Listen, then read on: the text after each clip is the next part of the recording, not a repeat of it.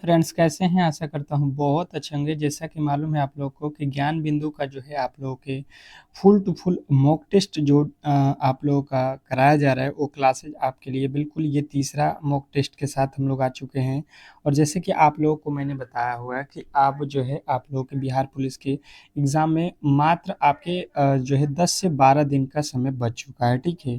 जैसे कि आप लोगों को 16 जुलाई का पहला दिन पेपर है, फिर 20 जुलाई को, फिर जो है 23 और 27, 30 और जो है 6 इस तरीके के जो है एग्ज़ाम डेट आपके आ चुके हैं। तो बिल्कुल जिनका भी एग्ज़ाम है, अगर आप ज्ञान बिंदु के मॉडल सेट को पूरे के पूरे तैयार कर लेते हो, जितना मैं कराने वाला हूँ, तो बिल्कुल 100% रिज़ल्ट आने वाला है। इससे एक भी प्रश्न जो है बाहर नहीं पूछेगा, इसकी 100% गारंटी है, ठीक है? क्योंकि ये जो आपका जो है मॉडल सेट है, ये बिल्कुल आपके पूरे के पूरे सिलेबस को कवर किया जा रहा है, ठीक है? आप बिल्कुल आपने रोशन आनंद सर के जो है नाम से सुना होगा। उन्होंने खुद ही बताया कि पूरे के पूरे आपके जो है सिलेबस को इसी में निचोड़ दिया जा रहा है, ठीक है? तो आपका सिलेबस भी यहाँ पे समाप्त होगा और आप अपना जो है यहाँ पे स्कोर भी चेक कर पाओगे, एक टेस्ट भी दे पाओगे। तो ये पूरे के पूरे आपकी तैयारी में बहुत चार चाँद लगाने वाला है, ठीक है? तो इस बार जिनको भी सिलेक्शन लेना है तो पहले जो है 2 क्लासेज मैंने कराया हुआ है और उसका प्लेलिस्ट मैंने बनाया हुआ है। तो जाइए आप लोग और उसको भी ज़रूर देख लीजिएगा, ठीक है? पहले इस क्लास को ज़रूर कर लीजिएगा, ठीक है? तो चलिएगा इस क्लास को स्टार्ट करेंगे। और क्लास को स्टार्ट करने से पहले आपसे एक छोटी-सी रिक्वेस्ट है कि जिन्होंने भी क्लास को लाइक नहीं किया है तो बिल्कुल लाइक कर लो और चैनल को सब्सक्राइब नहीं किया है तो बिल्कुल सब्सक्राइब कर लो। क्योंकि देखिए मैंने आपको बताया हुआ है कि जो क्लास है इस क्लास का पीडीएफ मैं आपको फ्री में दे रहा हूँ। पीडीएफ जो है फ्री में दे रहा हूँ। अब बताइए कोई भी पीडीएफ आपको फ्री में नहीं देगा यूट्यूब पे, ठीक है? और इतने ज़्यादा आपके लिए हम सपोर्ट कर रहे हैं तो बिल्कुल आपका दायित्व बनता है कि इस क्लास को ज़्यादा से ज़्यादा जो है शेयर कीजिए, ठीक है? क्लास को जितना ही शेयर कीजिएगा उतना ही बेहतर हम लोग क्लासेज आपके लिए बिल्कुल डेली ही प्रोवाइड करेंगे, वो भी फ्री ऑफ कॉस्ट। यूट्यूब पर फ्री ऑफ कॉस्ट जो है आपके ये क्लासेज डेली रेगुलर चलेगा, ठीक है? तो ये पीडीएफ लेना चाहते हैं जो भी मेरे दोस्त, तो इस क्लास के डिस्क्रिप्शन में लिंक होगा, ठीक है? उस लिंक पे जाइए और क्लिक कीजिए। आप मेरे व्हाट्सएप ग्रुप से जुड़ जाइएगा और व्हाट्सएप ग्रुप में जो है आपको इस क्लास का डेली ही पीडीएफ प्रोवाइड होता है। आप वहाँ से टेस्ट लगा सकते हो, साथ में जो है आप उसके जो है सॉल्यूशन यहाँ पे देख सकते हो। पूरे के पूरे सॉल्यूशन के साथ यहाँ पे आपको कराया जाएगा, ठीक है? तो चलिएगा पहला प्रश्न आपके सामने दिया गया है कि परमाणु त्रिज्या में मापी जाती है। परमाणु त्रिज्या में मापी जाती है, क्या मापा जाता है? ये प्रश्न आपसे पूछ रहा है, ठीक है? कि परमाणु त्रिज्या में क्या मापा जाता है? तो नैनोमीटर जो है परमाणु त्रिज्या में मापा जाता है, ऑप्शन नंबर डी। मतलब नैनोमीटर से जो है परमाणु त्रिज्या को नापा जाता है, ये आपको ध्यान देना है, ठीक है? तो पहले का जो है डी, जिन्होंने भी बताया है उनका बिल्कुल राइट उत्तर है। मैंने आपको पहले भी बताया हुआ है कि आप जो है इसको किस तरीके से करेंगे। जैसे क्वेश्चन नंबर दूसरा आ गया तो दूसरे का उत्तर आप लोग मेरे से पहले आप जो है कमेंट बॉक्स में अपना टेस्ट देते रहिए। जैसे पहले का अगर उत्तर ए हो रहा है तो आप ए बताओ, बी हो रहा है तो बी बताओ, सी हो रहा है तो सी बताओ, डी हो रहा है तो डी बताओ। इस तरीके से आपको टेस्ट लगाते रहना है और बताना है कि आपने पूरे जो है 100 प्रश्नों में कितने प्रश्नों को सही किया है, ठीक है? पूरे के पूरे आपको एक फुल मॉक टेस्ट यहाँ पे मिल रहा है फ्री में, ठीक है? तो देखिए यहाँ पे कह रहा है कि इनमें से कौन सा जो है बेरी बेरी चेरी का एक जो है लक्षण है। निम्नलिखित में से कौन सा एक बेरी चेरी का लक्षण है? तो आपको बताना है कि यहाँ पे कमजोर जो है पेशियों और जो है निम्न ऊर्जा, ये किसका जो है संकेत होता है? बेरी चेरी का, ठीक है? तो ऑप्शन नंबर सी जो है इस प्रश्न का राइट उत्तर है। नेक्स्ट प्रश्न देखिए कह रहा है यहाँ पे कि हवा की गति को मापने के लिए निम्न में से कौन उपकरण का जो है उपयोग किया जाता है? क्या पूछा गया है आपका अगला प्रश्न में कि हवा की गति को मापने के लिए निम्नलिखित में से किस उपकरण का जो है उपयोग किया जाता है, बताने की कोशिश करेंगे। बहुत बहुत ज़्यादा इंपॉर्टेंट प्रश्न है ये। आईएमपी आप इसको लगा लीजिएगा जो भी प्रश्न करा रहा हूँ, ठीक है? और जो भी प्रश्न अगर आपको नहीं मालूम है, अगर मालूम है तो बहुत अच्छा, अगर नहीं मालूम है तो आप बिल्कुल ही इसको नोट करते चलिएगा। तो इसको आप लोगों को बताना है एनीमोमीटर। नेक्स्ट प्रश्न कह रहा है यहाँ पे कि निम्नलिखित में से कौन कौन जो है सप्र एक जो है ऊर्ध्वपातक पदार्थ नहीं है। सा एक निम्न में से कौन सा एक जो है ऊर्ध्वपातक, ऊर्ध्वपातक आपको जो है यहाँ पे देखना है कि कौन पदार्थ नहीं है। यहाँ पे अंत में देखिए है और नहीं, यहाँ पे जो है आप लोग गलती करते हो हड़बड़ी में, ठीक है। तो ऊर्ध्वपातक जो है पदार्थ नहीं होने चाहिए। तो सोडियम सल्फेट जो होता है ये ऊर्ध्वपातक जो है पदार्थ नहीं होता है। बाकी के जो है आपके ये कर्पूर, कपूर और जो है एमिनियो अमोनियम क्लोराइड और जो है नेथलीन, ये तीनों होते हैं, ठीक है। तो आप ऑप्शन नंबर ए के साथ जाओगे। अगला प्रश्न देखिए कह रहा है कि मानो हाइपोथैलेटी थैलेमस ग्रंथि होती है, यहाँ पे होती है लिखना है, थोड़ा सा टाइपिंग मिस्टेक है। मानो हाइपोथैलेमिक्स ग्रंथि जो है आपको बताना है। तो आपके जो राइट उत्तर यहाँ पे बनेगा क्या बनेगा, तो आप कहोगे मस्तिष्क में उपस्थित, मस्तिष्क में उपस्थित होता है। नेक्स्ट प्रश्न देखिए कह रहा है कि यदि एक मॉल में कोई व्यक्ति 50 न्यूटन के बल से ट्रॉली को जो है खींचता है, उससे जो है ट्रॉली 30 मीटर विस्थापित हो जाती है, तो किया गया जो है कार्य की इसमें जो है आपको गणना करना है, ठीक है। तो इसमें जो किया गया कार्य है वो आपको बताना है कि कितना इसमें किया गया कार्य है। तो देखिए कार्य बराबर क्या होता है, तो कार्य से गुणा कर दो, यहाँ पे जो काम किया गया है, जो विस्थापन हुआ है, तो ये हो जाएगा 3 पचे 1500, ठीक है। 1500 जूल का कार्य हो जाएगा। ऑप्शन नंबर आप सीधा सीधी ए को बताओगे। नेक्स्ट प्रश्न, अगला प्रश्न क्या कह रहा है कि ऊर्जा के चतुर्थ स्तर में समायोजित जो है किए जा सकने वाले इलेक्ट्रॉनों की जो है अधिकतम संख्या कितनी है, ये आपको बताना है। ऊर्जा के चतुर्थ स्तर में समायोजित किए जा सकने वाले जो है इलेक्ट्रॉनों की संख्या, अधिकतम संख्या जो है आपको बताना है। तो यहाँ पे जो है चतुर्थ में कितना होता है इलेक्ट्रॉनों की संख्या, तो यहाँ पे 32 होता है। जैसे आपने पढ़ा होगा कि पहले में इलेक्ट्रॉनों की संख्या कितनी होती है 2, फिर दूसरे वाले में कितना होता है 8, ठीक है, और तीसरे वाले में कितना होता है 18। यहाँ पे पहले में 2, फिर 8, फिर 18, और यहाँ पे कितना होता है आपके चौथे वाले में 32। तो ये आपको ध्यान देना है। नेक्स्ट प्रश्न देखिए कह रहा है कि किसी तत्व की परमाणु संख्या उस तत्व के प्रत्येक परमाणु संख्या के नाभिक में मौजूद किस संख्या के बराबर होता है, मतलब किसके मौजूद संख्या के बराबर होता है, ये आपको बताना है। किसी तत्व की परमाणु संख्या उसके नाभिक में जो है, उसके तत्व के प्रत्येक परमाणु के नाभिक में जो है मौजूदों की संख्या के बराबर होता है। तो किसके संख्या के बराबर होता है, तो प्रोटॉन के। जितने उसके नाभिक में प्रोटॉनों की संख्या रहेगा उतनी ही जो है वो अपरमाणु संख्या है, ठीक है। ऑप्शन नंबर आप ए के साथ जाओगे। नेक्स्ट प्रश्न देखिए कह रहा है कि निम्नलिखित में से कौन सा कोशिका अंग पादप कोशिका में पाया जाता है परंतु पशु कोशिका में नहीं पाया जाता है, बताएंगे। यहाँ पे आप लोगों का जो है अगला प्रश्न का उत्तर क्या होने वाला है। कह रहा है निम्नलिखित में से कौन सा कोशिका अंग पादप कोशिका में पाया जाता है किंतु पशु कोशिका में नहीं पाया जाता है। तो आपके जो राइट उत्तर बनेगा ये बनेगा आपको क्लोरोप्लास्ट। क्लोरोप्लास्ट जो है आपके कोशिका अंग पादप कोशिका में पाया जाता है परंतु पशु कोशिका में नहीं पाया जाता है। नेक्स्ट प्रश्न देखिए कह रहा है कि निम्नलिखित में से किन प्राणियों में प्रत्येक चक्र के दौरान जो है रक्त 2 बार हृदय से होकर गुजरता है। अब जो है आप लोगों को बताना है कि किसमें जो है 2 बार जो है हृदय से रक्त गुजरता है।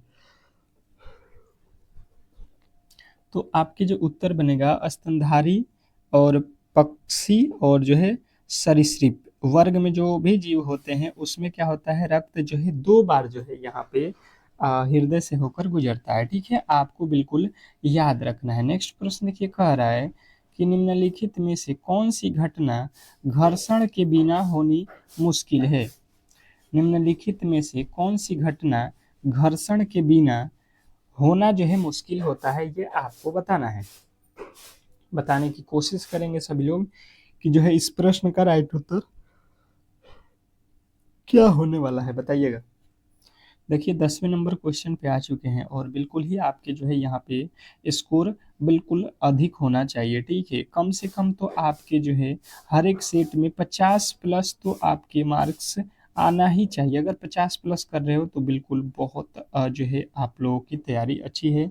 और भी इसमें आपके 10 से 15 नंबर बढ़ाने की आवश्यकता है। अभी जो 5 से 10 दिन बचा हुआ है उसमें आप कोशिश करो कि 10 नंबर आप इसमें और इंक्रीज कर लो, बिल्कुल आप सेफ हो जाओगे। एक गिलास को जो है पकड़ना, एक गिलास को पकड़ना, ये जो है घटना होती है, ठीक है। नेक्स्ट प्रश्न देखिए आप लोगों के सामने आ चुका है कि सामान्य परिस्थितियों में अम्ल की जो है अभिक्रिया में पेट की जो है अंदरूनी परत को बचाने का जो है कार्य कौन करता है। बताएंगे इस प्रश्न का राइट उत्तर कि सामान्य परिस्थिति में अम्ल की जो है अभिक्रिया से पेट की जो है अंदरूनी परत को जो है बचाने का कार्य जो है कौन करता है। तो आपका राइट उत्तर बनेगा यहाँ पे कौन करता है, तो बलगम, बलगम का जो है ये कार्य होता है। नेक्स्ट प्रश्न देखिए आपके सामने आ चुका है कि उस लवण का उदाहरण निम्न में से कौन सा है जिसके जो है बलीय विलयन, यहाँ पे बलीय नहीं होना चाहिए, जलीय होना चाहिए, ठीक है। यहाँ पे जलीय विलयन का पीएच मान 7 से कम होता है। किसका जो है जलीय विलयन 7 से कम होता है, इसमें आपके चारों ऑप्शनों में से ये आपसे प्रश्न पूछना चाह रहा है, ठीक है। तो बताने की कोशिश करेंगे सभी लोग कि इसमें से जलीय विलयन का जो है किसका पीएच मान 7 से कम होता है। 12वें नंबर प्रश्न पे है। जिनका भी राइट उत्तर आ रहा है यहाँ पे अमोनियम क्लोराइड, बिल्कुल राइट उत्तर है ऑप्शन नंबर डी। और यदि आपने डी को चुना है तो बिल्कुल राइट उत्तर है। नेक्स्ट प्रश्न कह रहा है कि हमें घास का रंग हरा दिखाई देता है क्यों। बताएंगे कि हमें जो है घास का रंग हरा दिखाई देता है क्यों। बताने की कोशिश कीजिए सभी लोग। सभी लोग बताएंगे यहाँ पे कि हमें जो है घास का रंग हरा दिखाई देता है क्यों। तो बिल्कुल आपके जो राइट उत्तर बनेगा कि जो घास हम लोगों को हरा दिखाई देता है ये होता है, यह हरे रंग के जो है प्रकाश को आपस हमारी जो है आंखों पर परावर्तित कर देता है, ठीक है। जो है घास जो है हमको जो है हरे रंग के प्रकाश को जो है हमारी आंखों की तरफ फिर से परावर्तित कर देता है, ठीक है। नेक्स्ट प्रश्न देखिए कह रहा है यहाँ पे कि समूह के तत्व को क्या कहा जाता है। समूह एक के तत्व को क्या कहा जाता है। समूह एक के तत्व जो होते हैं उसको आप लोग क्या बोलते हो, ये प्रश्न में पूछा गया है, ठीक है। समूह एक के तत्व को क्या बोला जाता है, तो आप कहोगे क्षारीय धातु बोला जाता है। समूह एक के तत्व को क्या बोला जाता है, क्षारीय धातु। जिन्होंने भी बताया है बिल्कुल राइट उत्तर है। आपको याद रखना है कि समूह एक को क्या बोला जाता है, क्षारीय धातु, ठीक है। चलिएगा अगला प्रश्न देखिए कह रहा है आप लोगों के सामने आ चुका है, हाइड्रोजन का सबसे बड़ा स्रोत है। हाइड्रोजन का सबसे बड़ा स्रोत जो है आपको बताना है। बिल्कुल आपको जो है आगे गणित के भी प्रश्न हैं, आपके जो है क्या बोलते हैं जीके के भी प्रश्न हैं और हिंदी के भी प्रश्न हैं। तो बिल्कुल आप जो है बेफिक्र होकर पूरे के पूरे जो है आपके 100 प्रश्न जिस तरीके से पेपर में पूछा जाता है वो सारे के सारे कराने वाले हैं, ठीक है। तो हैलोजन का सबसे बड़ा स्रोत जो है आपसे पूछा जाए तो आपको बताना है समुद्र। समुद्र यदि आपने बताया है ऑप्शन नंबर डी तो बिल्कुल राइट उत्तर है, इसमें किसी तरीके के डाउट नहीं होना चाहिए। बहुत बेहतरीन प्रश्न था, आशा करता हूँ कि आपको ये प्रश्न अच्छे तरीके से समझ में आ गया होगा। नेक्स्ट प्रश्न कह रहा है पहला प्रकाश संश्लेषी ऑक्सीजन उत्पन्न करने वाला जो है जीव पृथ्वी पर प्रकट हुआ था। कह रहा है कि पहला प्रकाश संश्लेषित ऑक्सीजन उत्पन्न करने वाला जो है जीव पृथ्वी पर जो है प्रकट हुआ था। कब प्रकट हुआ था ये आपसे प्रश्न पूछना चाह रहा है। तो बताने की कोशिश करेंगे कि जो है इस प्रश्न का राइट उत्तर क्या होने वाला है। पहला प्रकाश संश्लेषी ऑक्सीजन उत्पन्न करने वाला जो है जीव कौन सा है, तो आपके जो राइट उत्तर बनेगा यहाँ पे कौन हो जाएगा, तो आप बताओगे कि साइना मैक्टीरिया, साइना मैक्टीरिया होता है। ऑप्शन नंबर ए के साथ आपको जाना है। नेक्स्ट प्रश्न देखिए कह रहा है आप लोगों के सामने कि मधुमक्खी के डंक से होने वाले जो है वर्द से राहत पाने के लिए, दर्द होना चाहिए यहाँ पे, यहाँ पे दर्द से राहत पाने के लिए इनमें से किस रसायन का जो है हम लोग यूज़ करते हैं, मतलब लगाते हैं। अगर चींटी काट दे आपको या मधुमक्खी काट दे, तो उसमें कौन सा जो है अम्ल होता है चींटी के डंक में?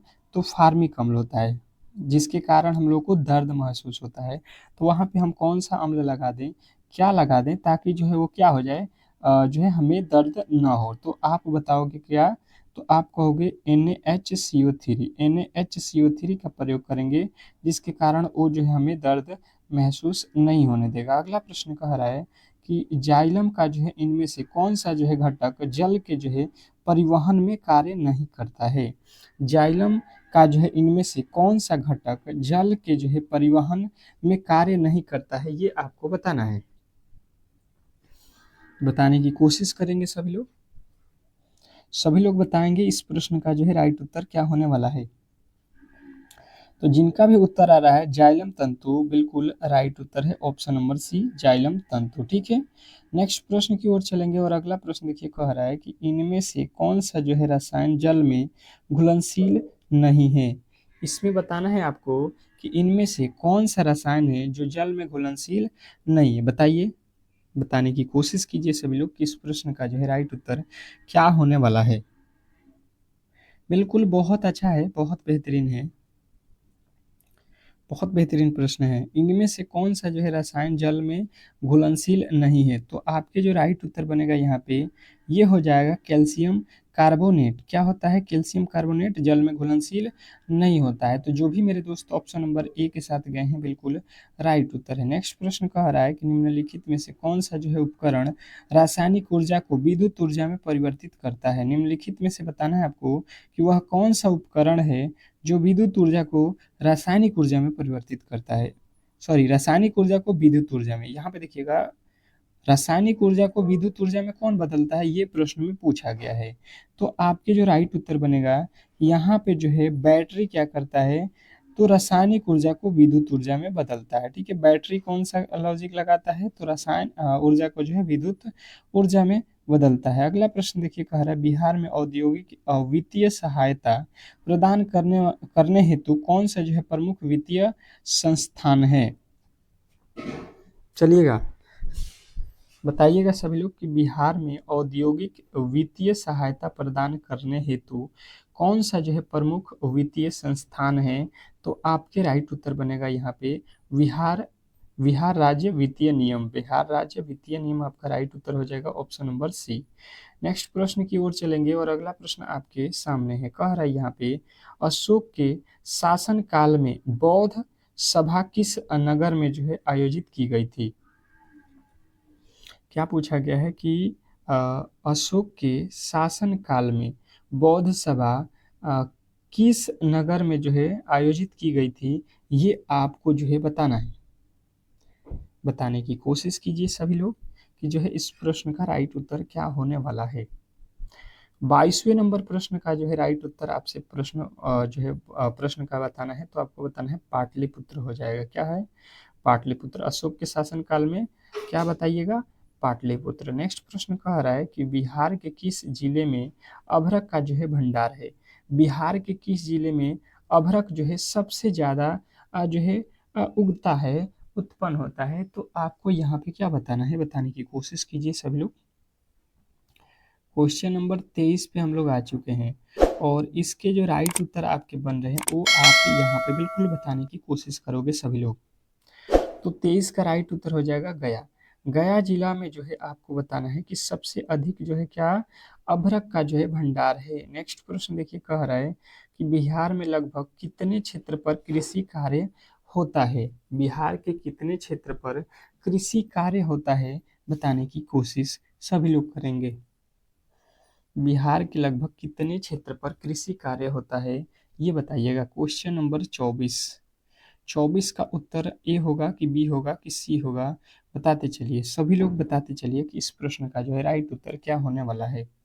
तो बिहार के आप बताओगे कि 60% जो क्षेत्र है, भूमि है, उस पे जो है क्या होता है, कृषि होता है। ऑप्शन नंबर सी के साथ जाओगे। अगला प्रश्न देखिए कह रहा है यहाँ पे कि पृथ्वी पर जो है सूर्य की परिक्रमा करती है, पृथ्वी पर जो है सूर्य की परिक्रमा करती है, कौन करती है, किस एंगल से करती है, ये आपसे पूछा गया है।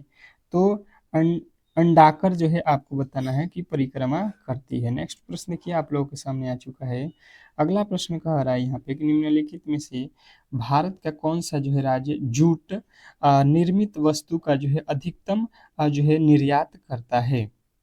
मतलब प्रश्न का कहने का मतलब ये है कि बताना है आपको कि भारत में कौन सा राज्य है जो जूट निर्मित वस्तुओं का जो है अधिकतम निर्यात करता है।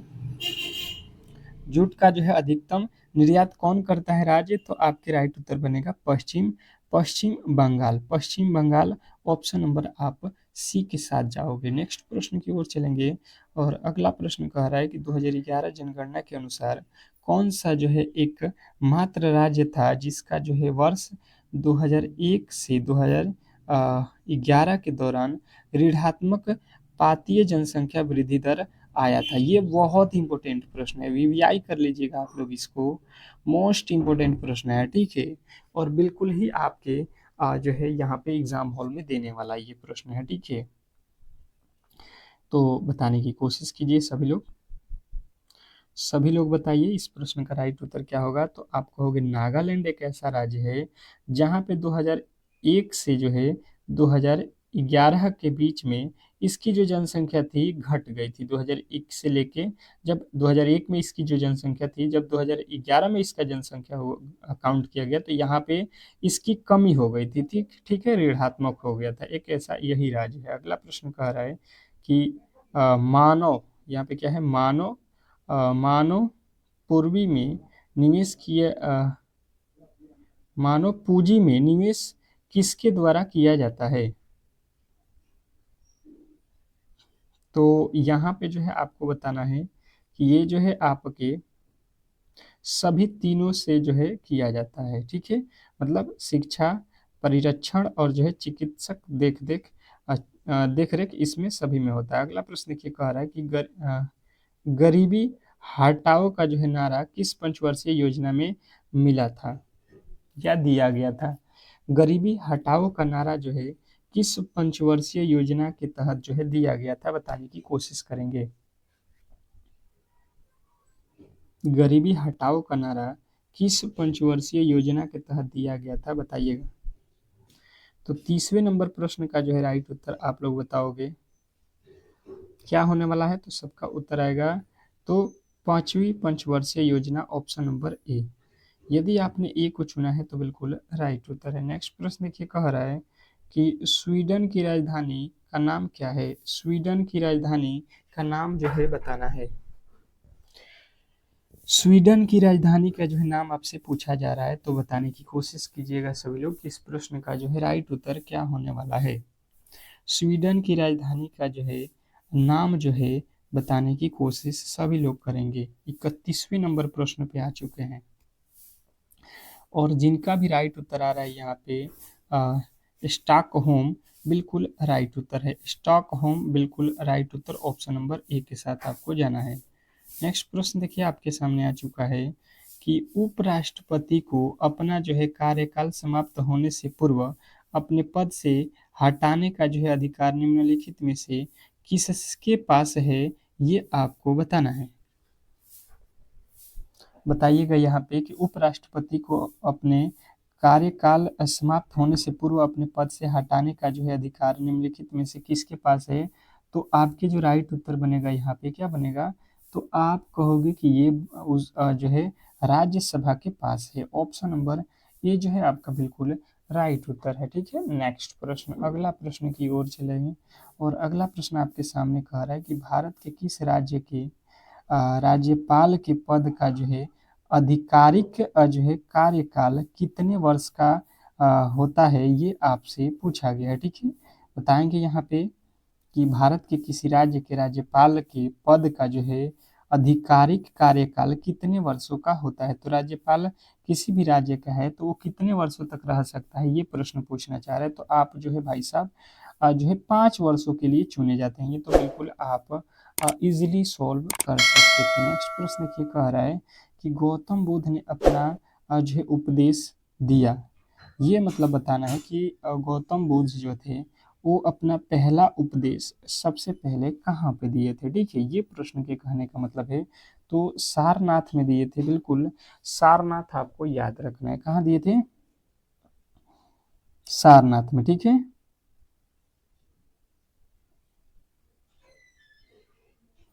नेक्स्ट प्रश्न देखिए आपके सामने आ चुका है कि जब ईस्ट इंडिया कंपनी की जो है स्थापना हुई तब भारत पर निम्नलिखित में से किसका जो है शासन था।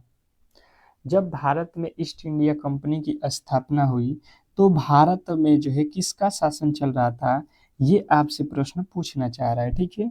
तो उस समय जो है भारत पर किनका शासन था, मुगलों का था, ठीक है। ऑप्शन नंबर सी के साथ आपको जाना है।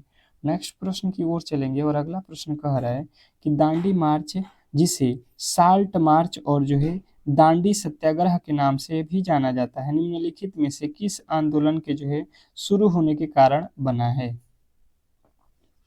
बताइएगा।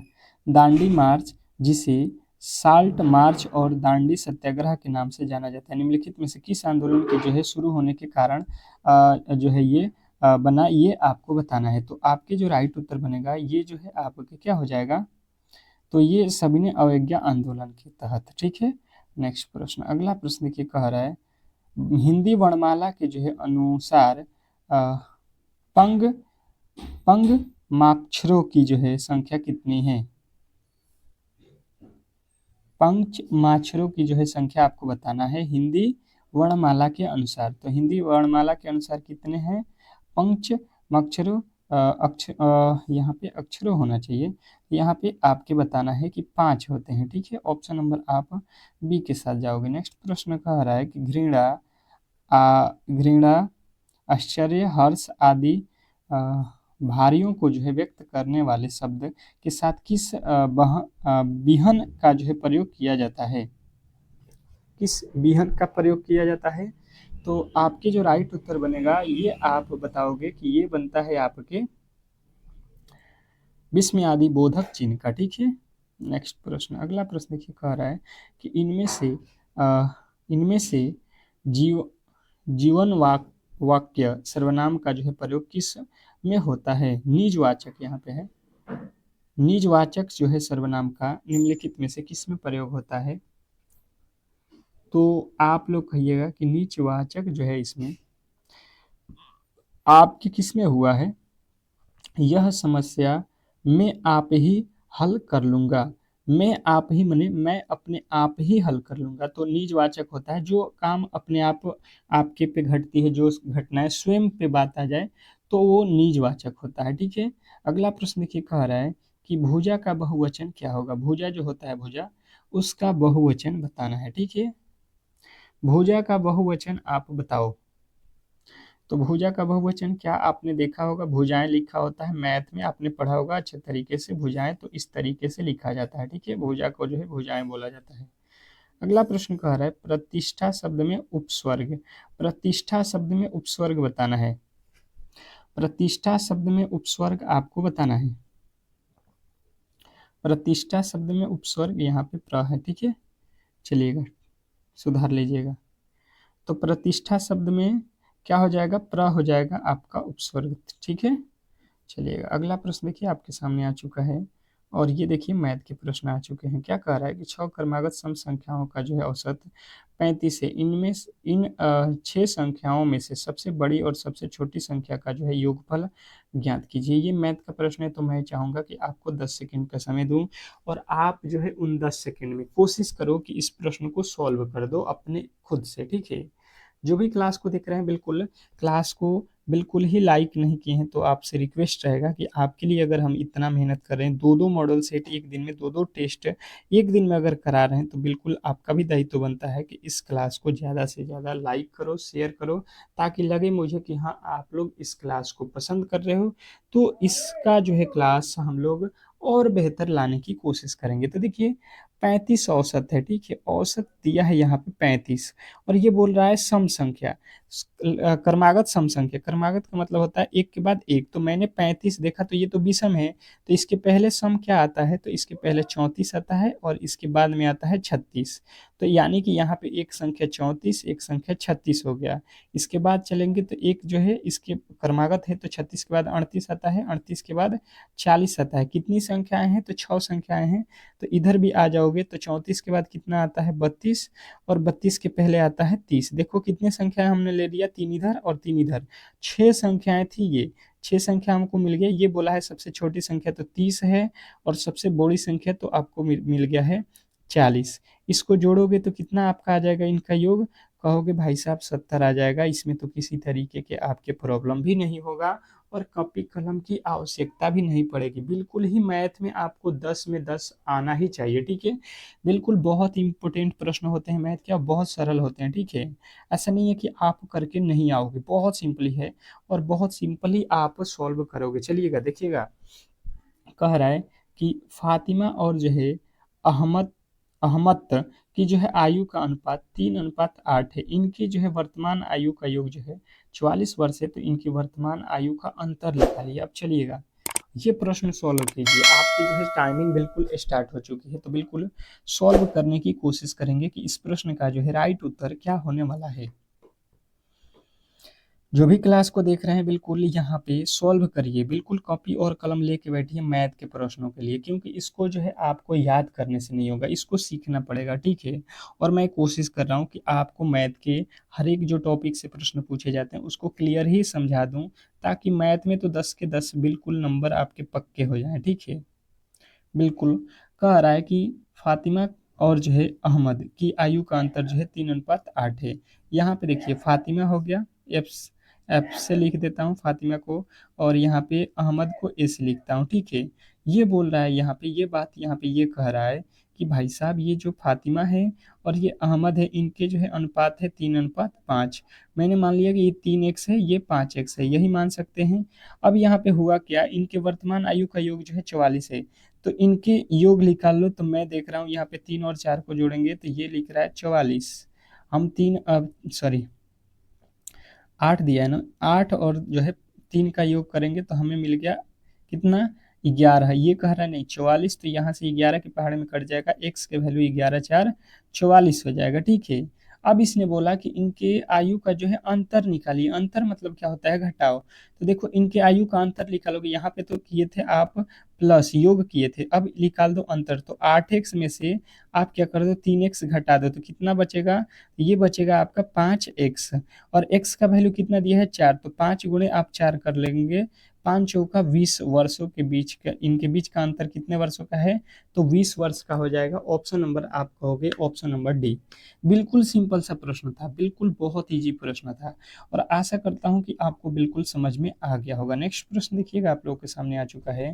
कह रहा है कि यदि किसी वस्तु को 5% हानि की अपेक्षा 10% लाभ पर बेचा जाता है, तो वस्तु का जो है 75% अधिक मिलते हैं, तो वस्तु का जो है क्रय मूल्य ज्ञात कीजिए। ये प्रश्न लाजवाब है। अब इस प्रश्न को सॉल्व करने की कोशिश करेंगे सभी लोग। ये जो प्रश्न आप देख रहे हो इसको सॉल्व करने की कोशिश सभी लोग करिए, कि जो है इस प्रश्न का राइट उत्तर जो है क्या होने वाला है। बहुत बेहतरीन प्रश्न है, और कहीं ना कहीं आपके एग्जाम हॉल में ये और इस टॉपिक के प्रश्न बिल्कुल देखने को मिलेंगे, और आप वहाँ पे बिल्कुल सॉल्व करके आएंगे, ऐसा मेरा अनुमान है, क्योंकि बहुत अच्छे तरीके से इन प्रश्नों को मैंने कोशिश किया है आपको बताने की। देखिए कोई वस्तु आप कितने में खरीदते हो, तो 100 में खरीदते हो, ठीक है। अगर इस पे हानि हो जाएगी 5 की, कितने की हानि हो रही है, 5% की, तो 5 की हानि यानी कि आप इसको कितने में बेचोगे, 95 में बेचोगे, ठीक है। और एक कंडीशन कह रहा है कि अगर 10% की लाभ आप बेचना चाहते हो, तो 10% का लाभ यानी कि आप इसको कितना में बेचोगे, 110 में, ठीक है। एक कंडीशन था 95 हो गया, और एक में आपको 110। इन दोनों के बीच का जो है देखोगे तो यहाँ पे देखिए ये अधिक हो रहा है कितना, 75। आप देखो 95 से ये कितना अधिक हो रहा है, तो कहोगे 15 अधिक हुआ है। यहाँ पे कितना अधिक हुआ, 15। तो यहाँ पे 15% का वैल्यू ये कह रहा है कितना है, 75। तो यहाँ से काट दोगे तो 1% का वैल्यू कितना मिल जाएगा, ये आपका 5। 15 × 5 = 75। तो आप 100% का वैल्यू निकालोगे तो 5 में 100 से गुणा करोगे, 500 जो है आपका बिल्कुल राइट उत्तर हो जाएगा। इसमें जो है आपको बिल्कुल 500 जो है राइट उत्तर बताना था उस वस्तु का दाम। नेक्स्ट प्रश्न देखिए कह रहा है कि जो है 30 वस्तुओं का लागत मूल्य x वस्तुओं के जो है विक्रय मूल्य के बराबर है, तो यदि लाभ 20% हो तो x का जो है मान आपको बताना है। अब देखिए यहाँ पे सबसे पहले आप देखो 20% का लाभ है, 20% का मतलब क्या होता है 20/100, यहाँ से काटेंगे तो क्या हो जाएगा 1/5। अब देखिए आपको समझना है, यहाँ पे एक होता है क्रय मूल्य, एक होता है आपके पास विक्रय मूल्य, ठीक है। मैंने देखा तो यहाँ पे आया था कितना, यहाँ पे 20% का वैल्यू कितना आया था 1/5, मतलब अगर 5 रुपये की सामान है तो उस पे एक का क्या हो जाएगा लाभ, तो यहाँ पे 5 रुपये का सामान था, 1 रुपये लाभ हो गया, तो उसका विक्रय मूल्य कितना हो गया 6 का। अगर 5 रुपये की वस्तु हम 6 रुपये में बेचेंगे तो उस पर 20% का लाभ होगा, ठीक है। यहाँ पे इसका मतलब ये हुआ, ये कह रहा है कि 30 वस्तुओं का लागत मूल्य। अब देखिए एक कंडीशन यहाँ पे बता रहा है, 30 वस्तुओं का लागत मूल्य, यहाँ पे आप देख लो, यहाँ पे अच्छे तरीके से समझने की कोशिश कीजिएगा सभी लोग। 30 वस्तु है, 30 वस्तुओं का क्रय मूल्य मतलब सीपी आपको जो है कह रहा है x वस्तुओं के एसपी के बराबर है, ठीक है। तो अब यहाँ से अगर आप सीपी का वैल्यू निकालोगे तो यहाँ से कितना मिलेगा, ये सीपी का वैल्यू इधर वाला होता है तो ये हो जाएगा 30, और एसपी का वैल्यू इधर से ये हो जाएगा एक्स का वैल्यू नहीं, यहाँ पे एसपी का वैल्यू दिया है 30, एसपी का आपको कितना मिल रहा है, आपको दिया गया है यहाँ पे कितना है तो 6 है, ये कह रहा नहीं 30 है, तो 6 से 30 कब होगा जब इसमें आप 5 से गुणा किए हो, 6 से 30 कब हो रहा है 5 से गुणा करेंगे, तो यहाँ पे भी आप 5 से गुणा कर दोगे इस क्रय मूल्य में, तो ये 5×5 = 25 हो जाएगा, यानी x का वैल्यू यहाँ पे आप कहोगे 25 हो जाएगा, ठीक है। ऑप्शन नंबर आपके किस में दिया गया है, ऑप्शन नंबर बी। बिल्कुल ही आपको समझ में आ गया होगा, बहुत सिंपल सा जो है लॉजिक था, आप अच्छे तरीके से ऐसे प्रश्नों को सॉल्व कर सकते हैं। अगला प्रश्न कह रहा है कि तीसरा नंबर क्वेश्चन मैथ का जो है कह रहा है एक निश्चित कार्य को जो है 17 घंटे में कर सकता है, ये जो है एक निश्चित कार्य को कितना देर में करता है 17 घंटे में। आप इसको लिखते चलो ताकि बेहतर समझ में आए, ठीक है। ये 17 घंटा में, फिर कह रहा है कि और साथ मिलकर ए और बी उसी कार्य को 15 घंटे में, ए और बी दोनों मिल जाते हैं अगर ये, तो ये काम को जो है 15 घंटे में कर सकते हैं। तो अब जो है इसके लॉसो निकालना पड़ेगा आपको, सबसे पहले क्या निकालना पड़ेगा लॉसो, तो ये हो जाएगा 17×5 = 85, 17×1 = 17, 8 कितना होता है 25, ये आएगा लॉसो 255। 17 के पहाड़े में कितना आ जाएगा, ये 15 मर्त में, ये 15 के पहाड़े में 17 मर्त में। ए और बी मिलके एक दिन में कितने काम करेंगे 17, ए अकेले 15 करेगा, तो ये बोल रहा है कि बी उस कार्य का, तो बी का हिस्सा अगर निकालेंगे यहाँ से हम बी का हिस्सा देखेंगे तो कितना, ए कर रहा है 15 और ए और बी मिलके 17, यानी कि ए काम कितना करता है एक दिन में, ए सॉरी बी कर रहा है ना, ए का तो मालूम है 15 है, तो बचा हुआ कौन है बी, बी का हिस्सा कितना आता है आप कहोगे तो 2 एक दिन में वो काम करता है। अब बोल रहा है कि जो है आपको कितना काम कराना है, तो जितना टोटल काम कितना है आपके पास 255, इसका कितना हिस्सा कराना है आपसे, तो 2/3 हिस्सा, 2/3 हिस्सा, ठीक है। यहाँ से काट देंगे तो ये हो जाएगा 3×7 = 21, 3×5 = 15, 15 दूना का कितना काम कराना है इसको 150, 150 किससे कराना है तो आपको किससे कराना है बी से, तो बी से भाग दे दीजिए, बी 2 है तो 2 से 150 में भाग दोगे, कितने आ जाएंगे 75 आएंगे, ठीक है। 2/3 कहीं पे गलती हुआ क्या, 3×5 = 15, 15 150, 150 75 आएगा यार, यहाँ पे टाइपिंग में एरर है, यहाँ पे कितना आएगा 75 घंटा आएगा, ऑप्शन नंबर आपका डी। नेक्स्ट प्रश्न देखिए आपके सामने आ चुका है, यदि माध्यिका और माध्य यहाँ पे कितना दिया है 53 और 52 है, तो बहुलक जो है आपको ज्ञात करना है, ठीक है। बहुलक जो है आपको यहाँ पे बताना है, बहुलक बताना है आपको। यहाँ पे देखिए यहाँ पे 55 है, अब चलिएगा 55 है, ये टाइपिंग एरर है यार। देखिए बहुलक बराबर सूत्र आप लिख लेना, बहुलक बराबर होता है 3 माध्यिका, क्या होता है 3 माध्य होता है, 3 क्या होता है माध्य, -2 माध्यिका, 2 माध्यिका यही होता है। तो यहाँ पे 3 माध्य का वैल्यू कितना दिया है तो आप कहोगे 53, -2 माध्य का वैल्यू कितना दिया है 52, यहाँ पे गुणा करोगे 3 3 9, 3 5 15, यहाँ पे कितना हो जाएगा 2 दूना का 4 और 5 दूना का 10, घटा लो यहाँ से कितना आएगा 55, 55 जो है आपको अभी बताया, यहाँ पे टाइपिंग एरर था, तो 55 जो है आपके बिल्कुल राइट उत्तर हो जाएगा ऑप्शन नंबर डी। नेक्स्ट प्रश्न देखिए आपके सामने आ चुका है, और इस प्रश्न का राइट उत्तर क्या होने वाला है। कह रहा है कि 11 फरवरी 2014 से 12 अप्रैल 2014 तक की अवधि के लिए 5.25% प्रतिवर्ष ब्याज की दर से 4,000 साधारण ब्याज को जो है आपको ज्ञात करना है। तो देखिए यहाँ पे हुआ क्या है, सबसे पहले आपको मालूम होना चाहिए कि ये साधारण वर्ष है या लीप वर्ष है। तो ये लीप वर्ष होते हैं, और इसमें फरवरी कितने दिन की होती है, तो 29 दिन की होती है। ये आपको ध्यान देना है, फरवरी में 29 दिन है, 11 दिन आपका चला गया है, तो बचा हुआ कितना दिन है इसमें, 18। फिर मार्च आएगा, मार्च में कितने दिन का होता है, मार्च जो है आपके 31 दिन का होता है, और फिर अप्रैल में आपको 12 दिन मिल गया। तो ये 8 1 9 9 1 9 2 11 के 1 3 2 5 1 6 61 दिन का जो है आपको ब्याज निकालना है।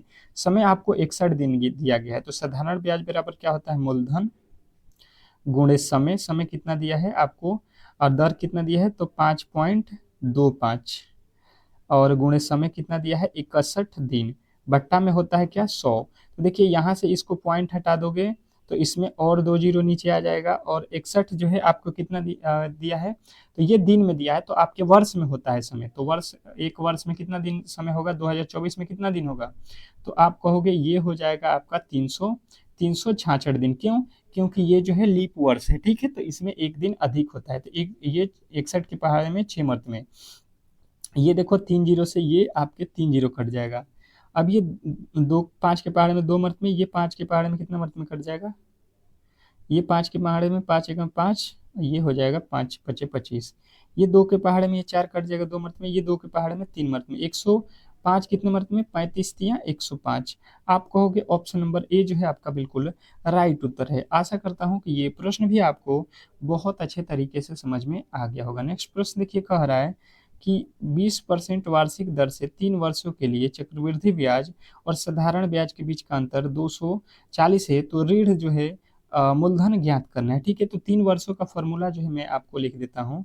3 वर्षों का अंतर क्या होता है, अगर 2 वर्षों का अंतर पूछेगा तो आपको लिखना है P गुणे R बटा 100, P गुणे R बटा 100 गुणे R बटा 100। ये 2 वर्ष का हो गया, ये 2 वर्ष का हो गया। अगर 3 वर्ष का कहेगा तो R प्लस 300 या 300 प्लस R बटा 100 कर लीजिएगा। ठीक है, यही आपका फॉर्मूला होता है। ये अंतर कितना दिया है, 240 बराबर पी का वैल्यू कितना दिया है, तो मालूम नहीं है, यही तो निकालना है। आर का वैल्यू कितना दिया है, 20% दिया है, यहाँ पे आर का वैल्यू 20 बट्टा में हो जाएगा 100 गुणे पी का वैल्यू, फिर आर का वैल्यू 20 बट्टा 100 गुणे, फिर आर का वैल्यू 20 रखोगे तो 300 हो जाएगा कितना, 320 बट्टा 100। इसी को सॉल्व तो करना है, इसी को सॉल्व करना है। यहाँ पे 1 जीरो से 1 जीरो कट जाएगा, 1 जीरो से 1 जीरो, 1 जीरो से 1 जीरो कट जाएगा। अब बचा हुआ क्या है, यहाँ पे देखिए 1 जीरो से कितना, 3 से 3 खत्म हो गया, बचा हुआ ये इधर है कितना, 3 जीरो इधर है, ये तीनों के तीनों आ जाएगा कितना इधर, 24 जीरो पे कितना जीरो लगेगा आपको, और 3 जीरो बढ़ जाएगा। ठीक है, 3 जीरो बढ़ाना था ना, 1 जीरो अधिक बढ़ा दिया यहाँ पे देखिए।